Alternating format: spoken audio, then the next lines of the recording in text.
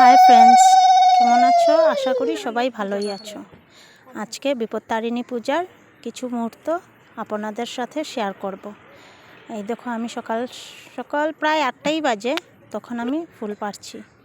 ফুল পেড়ে এখন আমি ফল কাটা শুরু করে দিয়েছি। ফল কেটে সব কিছু প্রায় রেডি আছে, মোটামুটি হয়েই গেছে। এখন ঘরটা বসিয়ে দিলাম। কেমন হয়েছে কমেন্টে জানাবেন।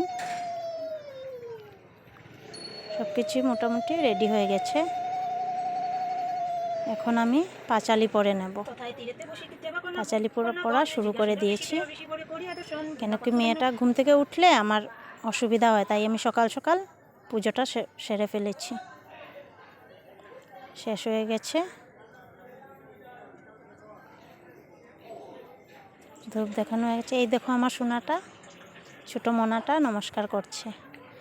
এই দেখো, আলু ভাজা, চানা মটরে ভাজা করেছি, খিচুড়ি বানিয়েছি, খাওয়ার জন্য রেডি করে দিয়েছি। এটা আমার বড় মেয়েটা খাবে তো, তাই রেডি করে দিয়েছি। Bye bye.